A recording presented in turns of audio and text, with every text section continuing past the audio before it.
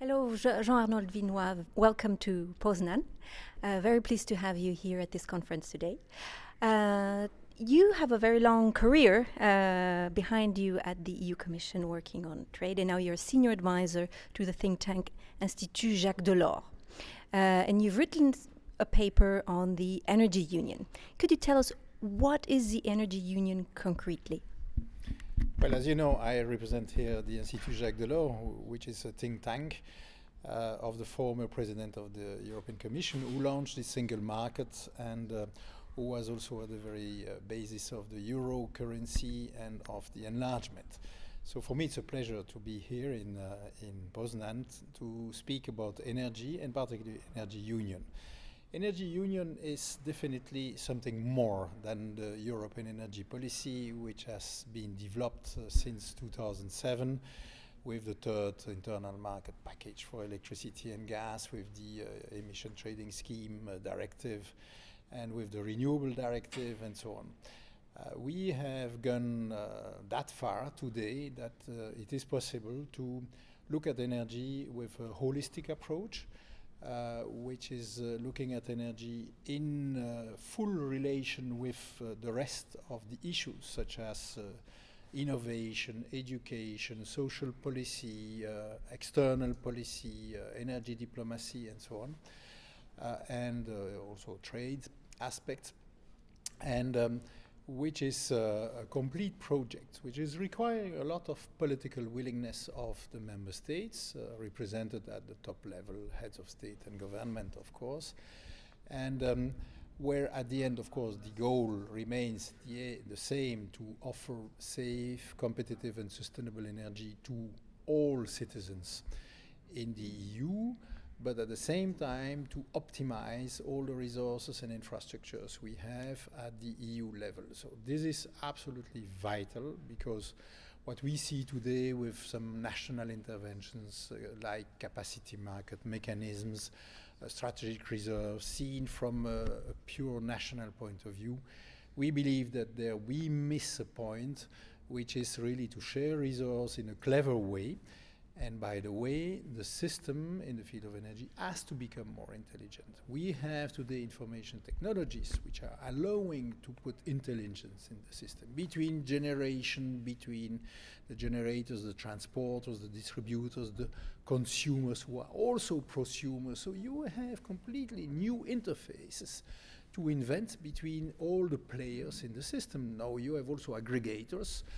You have really a system which has to become smart. It is well beyond the smart grid. It is the system to become smart, and the consumer should be in the middle of this system, because before we were always looking at the supply side. Well, we have to sell more kilowatt hours to the consumer. It was not a consumer, it was an abonnee, it was a recipient of electricity or gas.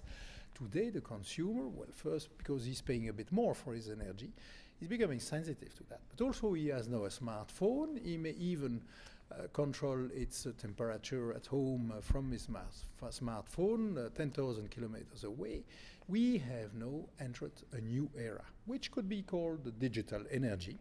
And I think that's a huge challenge for the utilities, because the utilities have been a bit slow to realize the change. There is a silent revolution going on, and information technologies are making this revolution a reality. And you have also new players, such as the Google of this world, who are interested to save the resources. They see there is a lot of waste of energy, so why not to save that? And there is money to be earned, so definitely we are going into this world. And it is very important for the European Union to be part of this revolution and to help it,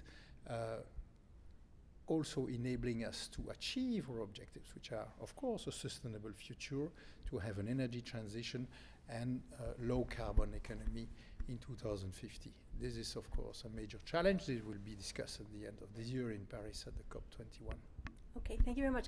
Are the governments and the utilities in Central and Eastern Europe ready for this? Do you see change happening and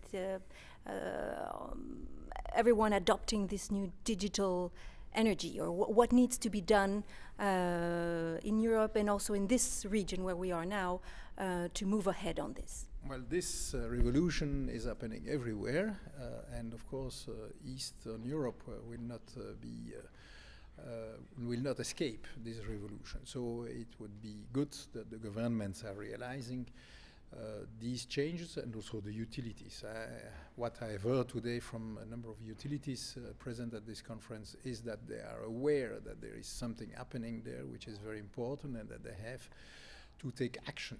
And I think, yes, there is a need, of course, for more regional cooperation in this region, because when I say sharing resources and infrastructures mean, of course, more cooperation. This cooperation can be done between various countries, can be done between various regions across the borders, and of course also there is a decentralization going on in the production of energy with wind farms, with solar panels and so on, which are also new challenges to be tackled. So there are challenges everywhere, and this is not that easy to accompany that, because it's going very fast. Okay, thank you very much.